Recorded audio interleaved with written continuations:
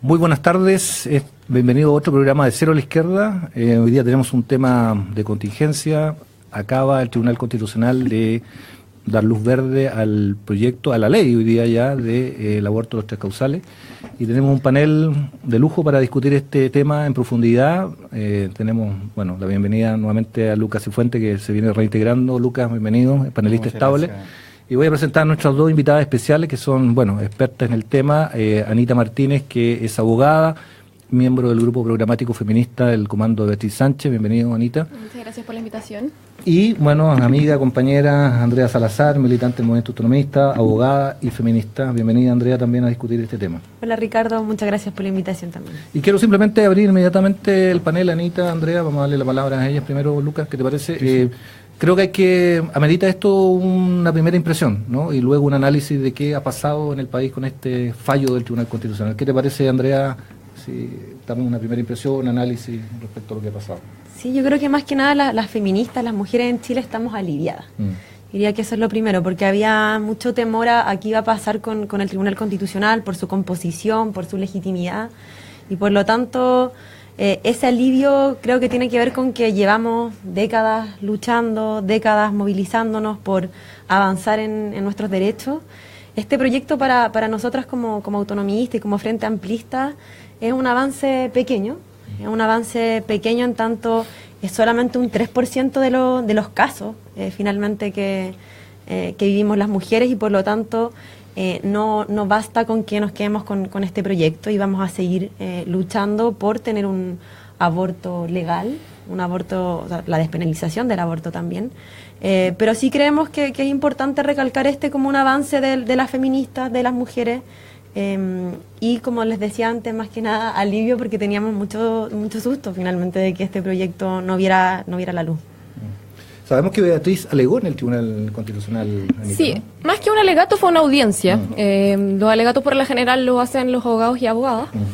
La verdad es que sí, mostrando finalmente una postura política respecto de cómo lo ve finalmente el Frente Amplio. O sea, para nosotros este proyecto es un mínimo, solamente un piso mínimo, y a partir del cual queremos construir efectivamente un aborto libre, con independencia de cualquier causal, un aborto con plazo finalmente. Entonces, evidentemente esto es un avance histórico. Yo coincido acá con la compañera Andrea, efectivamente, pero fueron decenas de proyectos de ley que se presentaron durante llegada a la democracia. Ninguno logró ver la luz. O sea, esta es la primera vez que logramos efectivamente que haya una ley de estas características. Y yo creo que eso no lo podemos obviar. Ahora, evidentemente comparto el susto que habla la Andrea, porque estamos frente al Tribunal Constitucional, que ha sido muchas veces discutido su legitimidad, se le llama tercera cámara. Eso efectivamente podría traer con nosotros el temor de perder un proyecto que ya es mínimo. Entonces, frente a eso, estábamos con ese susto, yo creo que todas las feministas y todas las organizaciones de derechos humanos y organizaciones feministas. Sí, quería agregar quizá un comentario. Durante estos días estaba hablando con varias amigas y decíamos que nosotras crecimos con el miedo a quedar embarazadas. O sea, para mí era como el principal miedo, como quedar embarazada luego que, no sé, cualquier otro, morir. Incluso yo creo que incluso peor que una enfermedad de transmisión sexual. O sea, quedar embarazada era como, ojalá no durante el colegio, menos la universidad tampoco. Entonces creo que esto, que sobre todo la ventana de la causal de violación, porque las otras dos podríamos ni siquiera llamarlas aborto, sí nos permite dar una discusión respecto de la autonomía de nuestros cuerpos, y creo que ese avance también es fundamental. Y no se lo atribuiría al gobierno por presentar este proyecto, si finalmente nosotras hemos estado durante muchos años luchando para que esto sea posible, y creo que eso también es importante recalcar. Podríamos presentar Se integra también la compañera Daniela Carballo, que ha estado con nosotros acá en otras veces en el panel. Ella es miembro de la mesa ejecutiva de Nueva Democracia, así que bienvenida, Daniela. Estábamos dando una primera impresión de la aprobación a luz verde, digamos, de la ley en el aborto de sus 3 causales por parte del Tribunal Constitucional. No sé si tienes alguna impresión inicial. Sí, yo no sé qué pensaban las chiquillas, pero yo en verdad pensaba que lo iban a rechazar. Esa era mi impresión. Yo pensaba que lo iban a rechazar, y creo que es importante que las feministas nos apropiemos de este avance. He escuchado y he visto reacciones de algunas compañeras del mundo feminista que no lo ven como un avance, no lo celebran como un avance, ya sea porque el Tribunal Constitucional fue finalmente el filtro por el cual se decidió, o porque es un proyecto que no aborda la problemática, o sea, que es demasiado restringido en términos de sus causales. Y es así, efectivamente, pero tenemos que ponerlo en contexto. Un país sumamente autoritario y conservador, en un contexto de dictadura, se retrocedió en lo poco que había respecto al aborto terapéutico, y hoy día la única razón por la que es posible que celebremos algo, un triunfo, es porque el movimiento feminista puso sobre la mesa esta problemática. Ha puesto sobre la mesa el problema, el aborto como una realidad y no como simplemente una cuestión de moral, sino como un problema de salud pública y un problema de derechos. Siempre nos quieren llevar a la discusión respecto a elementos como casi teológicos o morales al respecto, y lo que se puso sobre la mesa y lo que primó fue esta perspectiva, y eso es netamente un triunfo del movimiento feminista, y así tenemos que hacerlo notar, y no para conformarnos, sino para decir que la movilización de las mujeres y del mundo feminista tiene rendimientos, tiene frutos, y este es nuestro fruto. Sí, yo en general comparto obviamente lo que se ha hecho acá. Yo estoy convencido que sí es motivo de celebración, en ese sentido no estoy muy de acuerdo con lo que decía Danila. Y también yo creo que es interesante, a mí me parece que lo que ocurrió hoy día tengo la impresión que tiene dos vertientes, o sea, tiene dos caminos que hay que estar, yo creo que bien atentos. El primero, que efectivamente la ejecución del derecho, o sea, que exista, y ahí tiene que ver el tema del acceso y una serie de otras cuestiones, no sé, estos 500 y tantos doctores que van a renunciar y van a dedicarse a ser taxistas, no sé. El tal tema que igual de todas maneras que estaría bueno para analizarlo en otro momento, el tema de la objeción de conciencia, que sí fue aprobado. O sea, se cogió el requerimiento. Se cogió el requerimiento, claro. Sí. Y yo creo que tiene que haber ahora en adelante lo mismo que pasó cuando se aprobó la piel del día después, una fiscalización fuerte, no solamente por parte del Estado, sino que también incluso de los usuarios y las usuarias, de las mujeres y de los hombres, de en el fondo cómo efectivamente se puede acceder de manera factual, digamos, a este derecho, digamos. Eso por un lado, y efectivamente cómo va a cambiar la calidad de vida y les va a dar vida a muchas mujeres. Y por otro lado, yo creo que, y me interesaría ver si se pudiera comentar algo ustedes, yo creo que el tener ahora en Chile desde el día de hoy la posibilidad de aborto en estas tres causales extremas que solamente cubren un 3% de los abortos, etcétera, yo creo que por un lado es un hecho cultural bien potente, o sea, efectivamente un país que no gozaba del aborto, uno de los pocos, de los 7 que en el mundo no, y que además como que se veía difícil, o sea, efectivamente no solamente el Tribunal Constitucional, uno pensaría por los antecedentes políticos, ideológicos y religiosos de sus componentes, sino que además dentro del mismo partido, de la misma coalición de gobierno, había gente que se opuso. Entonces, como que, si bien, claro, había un clima social fuerte en favor del aborto, pero también todavía están estos anclajes políticos y culturales muy fuertes en contra. Entonces, quizás ahí también darle una vuelta culturalmente qué implica. Y, en segundo lugar, ¿qué pasa ahora con el movimiento feminista también? Que si bien yo creo que también es algo para analizar, no sé si nos dé el tiempo, que de alguna u otra manera en torno a esta demanda logró un nivel de unidad y de unidad programática, si se quiere, muy potente, y fue bien transversal, y ahora yo tengo realmente desde el interrogante es qué pasa ahora con el movimiento feminista en torno al aborto. Sí.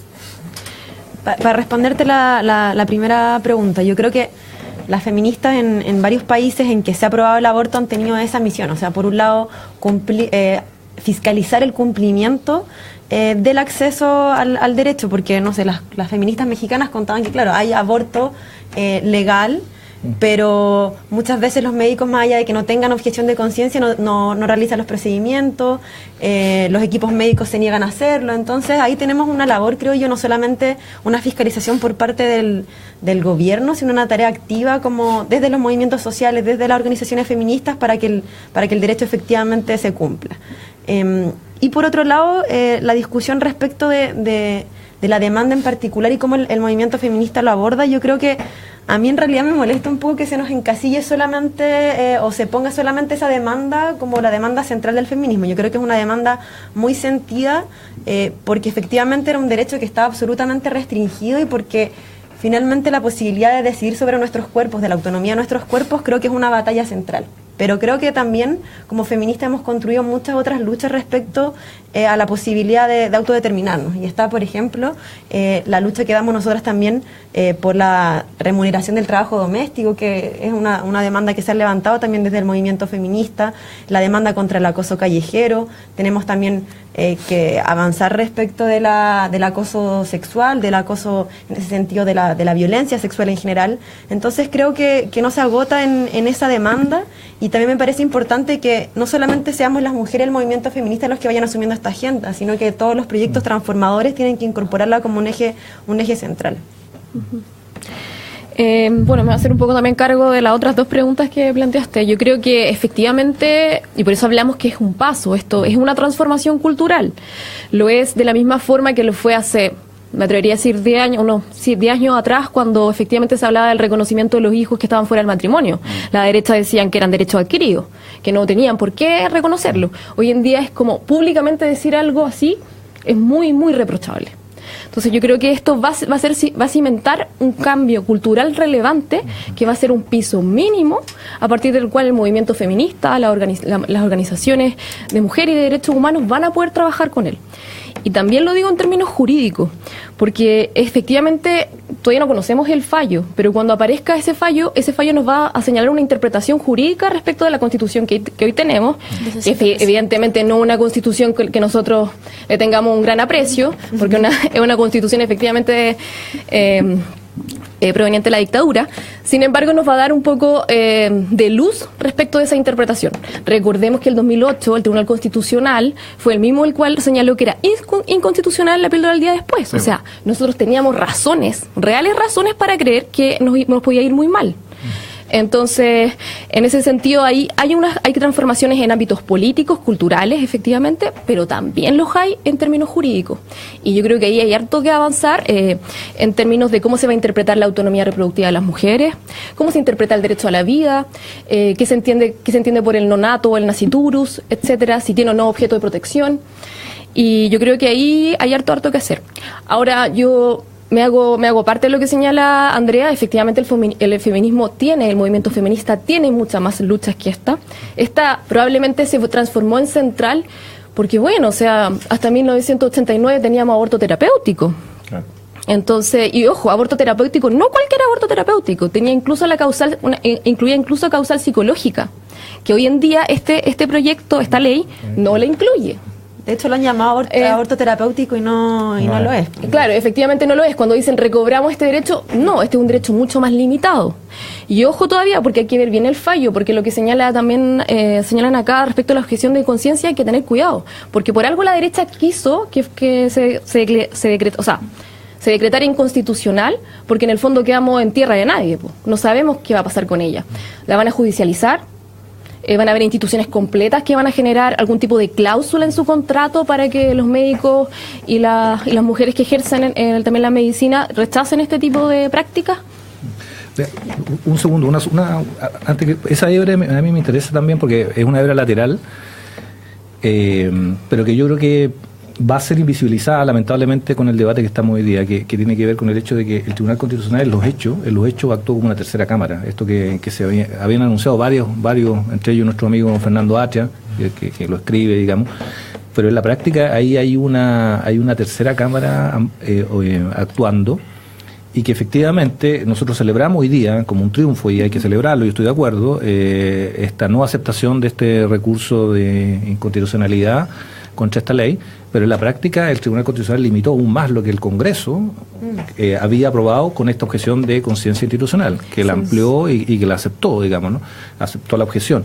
Entonces, es complicado cuando en un país que tiene este tipo de cerrojos constitucionales, este tipo de cerrojos autoritarios a nivel del Tribunal Constitucional, finalmente los derechos tienen que pelearse en 3 cámaras finalmente, en 3 cámaras que son políticas, porque las demandas que se dieron ahí, si bien es cierto, hubieron argumentos jurídicos, finalmente el tribunal no lo conocemos, pero lo más probable es que su argumentación vaya en la línea más bien política constitucional, pero política finalmente, de deliberación política, a eso me refiero.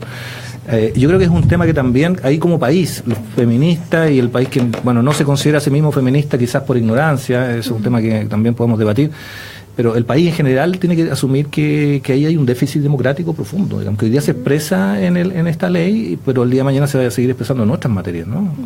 Sí. Respecto como al TC operando como una tercera cámara, bueno, también con respecto al tema de la gratuidad se utilizó el mismo recurso, o sea, no es solamente algo que se afecte en torno al movimiento feminista, sino cualquier proyecto que se oriente siquiera como en nomenclatura a algo distinto de lo que se ha establecido a partir de la Constitución de Pinochet, va a correr el mismo destino, y esa pelea es una pelea mayor que no vamos a ganar si es que no cuestionamos la Constitución en términos de origen y mecanismos democráticos para poder construir una nueva Constitución que consagre nuevos derechos también. Ahora bien, yo creo que no hay que mirar la problemática respecto al aborto terapéutico, al aborto 3 causales a partir de solamente esa perspectiva, sino que hay que mirarlo respecto a lo que planteaba de alguna manera Lucas, que es la pregunta por qué significa culturalmente que finalmente se haya aprobado o que se haya rechazado el requerimiento de la derecha, y que le queda al movimiento feminista por delante. Creo que cuando una dice hay que celebrar esto como un triunfo para nosotras, no es porque el derecho que se esté garantizando sea un derecho amplio, sino por lo que significa culturalmente que se haya instalado el debate a nivel país, que este debate haya salido del mundo feminista, que haya salido de los espacios académicos, que se haya instalado en la casa. Yo soy una persona... mi familia es evangélica, mis abuelos son evangélicos y mi abuela estaba a favor del aborto con 3 causales.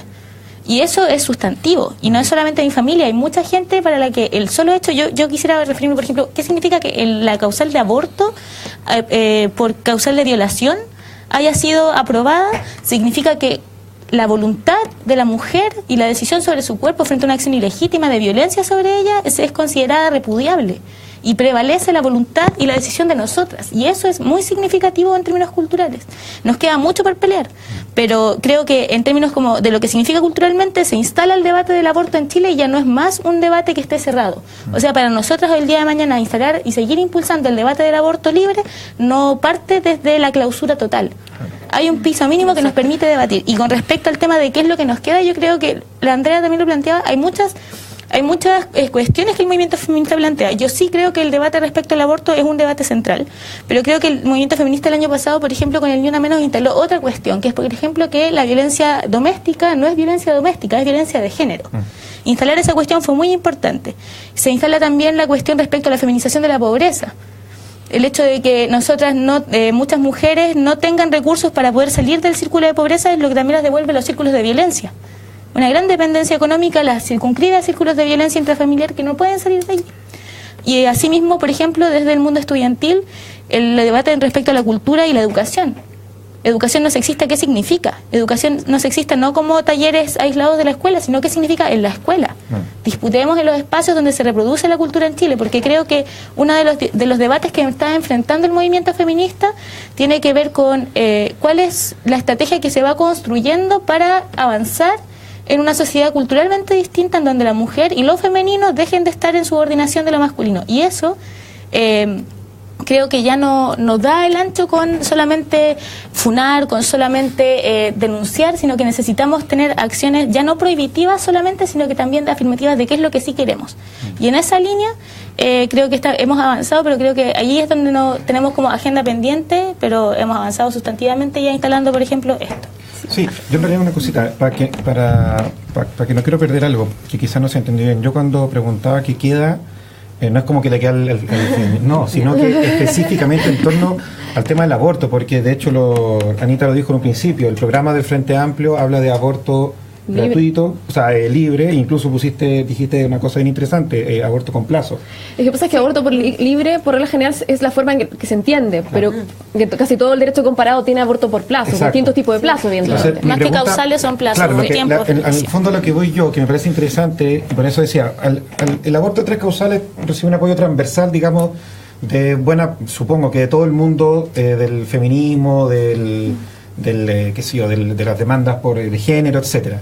Mi pregunta es, ahora, por el aborto, y que lo podemos dejar para la segunda patita, el tema del aborto libre, como tú lo explicabas, ¿qué pasa con el movimiento feminismo y con esa unidad de ahora en adelante? Esto lo pregunto realmente desde la duda. Te respondo después. A la vuelta, sí. Vamos a dejarlo a la vuelta este diálogo. Yo aprovecho de despedirme, voy a dejar acá la mesa, tengo un compromiso, así que espero que queden en muy buenas manos discutiendo el tema. También cobramos por irse antes. Por irse antes, así que vamos a una pausa y volvemos.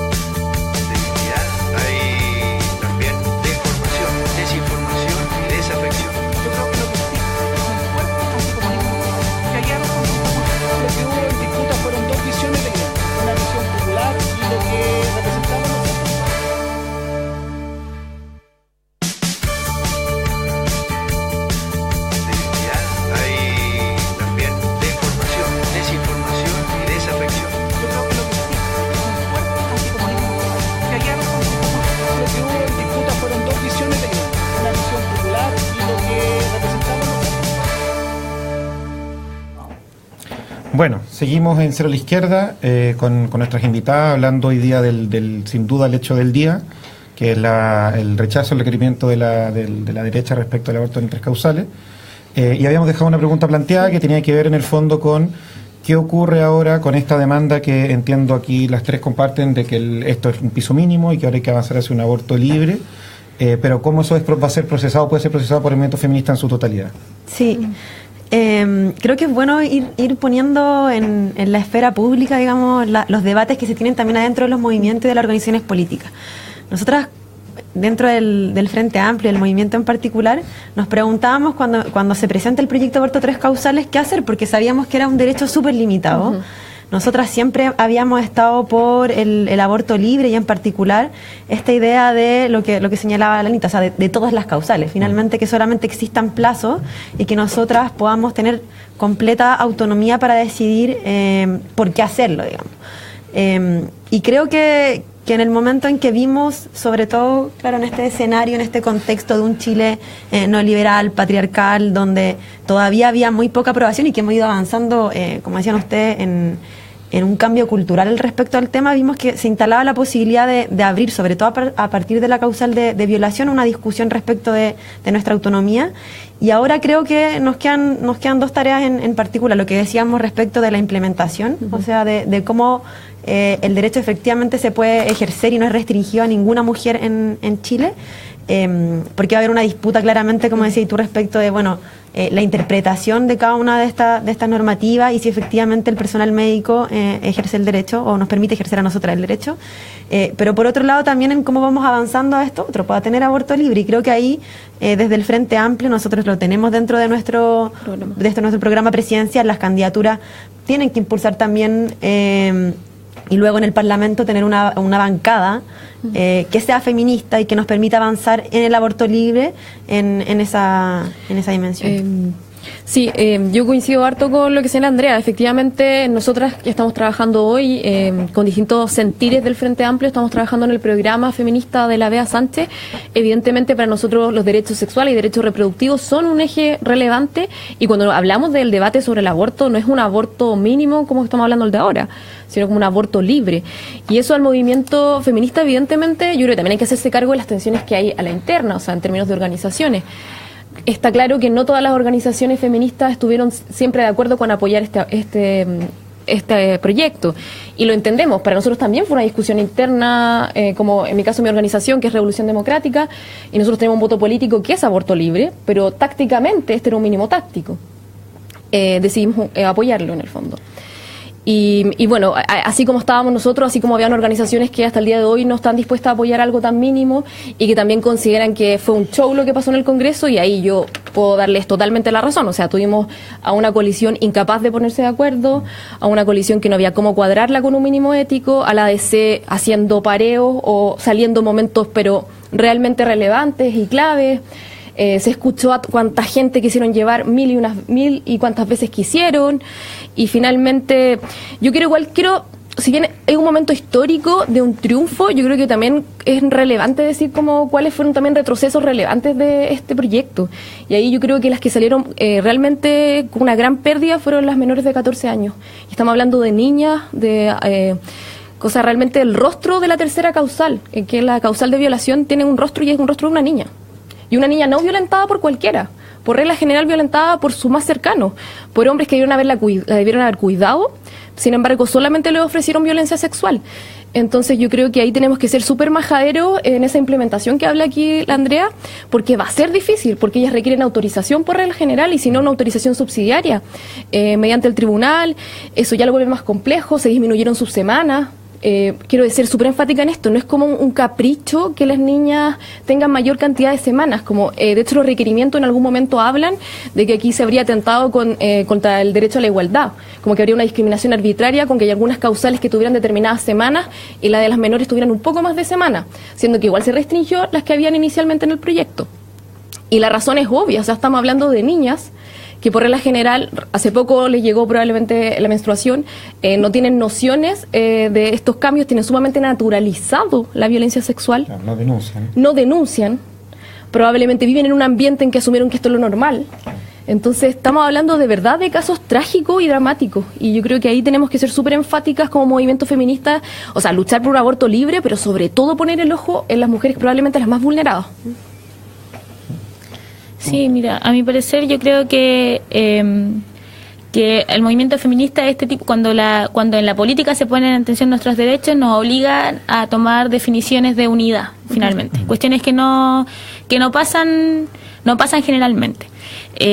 Creo que también acá lo que nos queda por delante, por una parte yo creo que Anita tiene mucha razón respecto al tema de la implementación y a lo que pasa con las menores de edad, y creo que allí es fundamental ver qué es lo que pasa con el fallo. ¿Qué es lo que pasa con el fallo finalmente? Porque una cosa es decir que se considera constitucional, otra cosa es que efectivamente se haga valer el derecho en la salud pública, por ejemplo, etcétera. Y esa va a ser una pelea, pero a mí me parece que lo que más nos queda por delante hoy día es construir agenda para que se profundice ese derecho, y para que se profundice ese derecho nosotras y nosotros tenemos que ser protagonistas.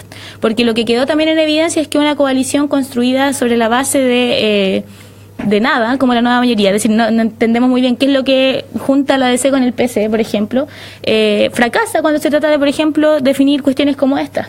Fracasa, y sus fracasos son fracasos de mucha gente más, que no deposita necesariamente su confianza allí, pero que por lo menos espera debates a la altura. Y lo que nosotros vimos en el Congreso no estuvo a la altura.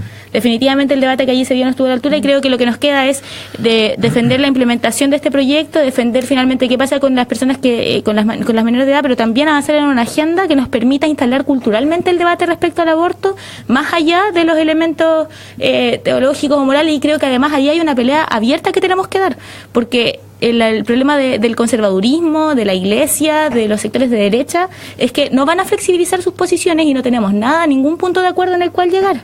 Y no podemos esperar que flexibilizando las nuestras vayamos a llegar a algún punto común. Por lo tanto, hay que pensar en hablarle a la gente. No como pensar cómo los vamos dejando fuera, cómo vamos haciendo que sus posiciones queden offside del debate, que sus dichos sean inaceptables. Eso tenemos que lograrlo de alguna manera. Sí, y ahí también quería hacer una pregunta, un comentario, porque, claro, yo creo que si bien los cambios culturales y políticos, sobre todo en estas materias, no son tan fáciles y tan rápidos ni nada, y menos en este país, pero claro, a veces esto no es como una escala, o sea, no es como que te demoraste desde el 89 al 2007 en esto, o sea, vamos a tener que esperar 20 y tantos años más para cubrir el otro 6%, entonces a veces uno se puede imaginar que esto abre pie en fondo entre una fisura que puede darnos una posibilidad de ir mucho más allá. Y ahí yo creo, tengo un par de preguntas. La primera, sobre todo yo sé que además ustedes, bueno, ambas entiendo que han trabajado con los parlamentarios del Frente Amplio, Sí. y me imagino que Anela también conoce muy bien la realidad del Congreso, también del Parlamento. ¿Qué posibilidad ustedes creen que existe de que ciertos sectores que seguramente son minoritarios, más allá de que luego les bajen una línea específica, qué sé yo, pero que tú digas como esta parlamentaria, este parlamentario efectivamente podría ser parte de una bancada por un aborto libre, por ejemplo? ¿Qué posibilidad hay en eso?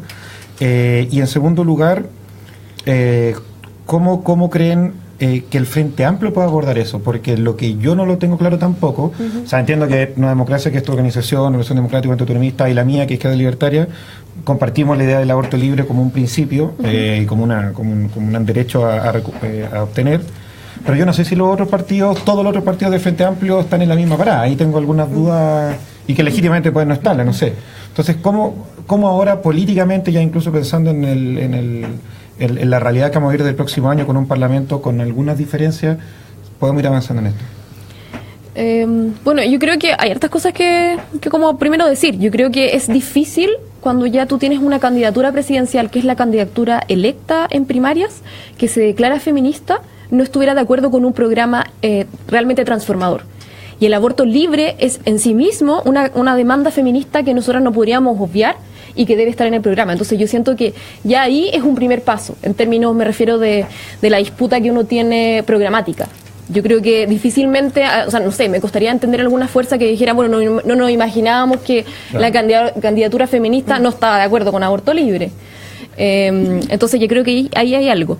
También, bueno, dice relación finalmente con lo que señalaba antes Andrea, o sea, ¿cuál va a ser nuestro elenco parlamentario? ¿Quiénes van a estar ahí? ¿Y cuál es nuestra capacidad como organizaciones en el fondo de ejecutar ese programa que nosotros ya estamos creando? Porque te insisto, aborto libre y los derechos sexuales y derechos reproductivos son un eje programático de los principales que estamos tratando hoy en el equipo feminista de la Beatriz Sánchez. Y nosotros, o sea, evidentemente creemos que vamos a ganar esta candidatura presidencial, y de serlo, lo que esperamos de quienes van a ser nuestro en el fondo representantes en el Congreso es que se cuadren con un proyecto tan relevante como ese. Y no esperaría menos de una fuerza que se dice transformadora. O sea, para eso ya tuvimos las volteretas de la ADC, la nueva mayoría, tuvimos las volteretas de prácticamente toda la nueva mayoría, y yo creo que no venimos en el fondo a dar ese show tampoco.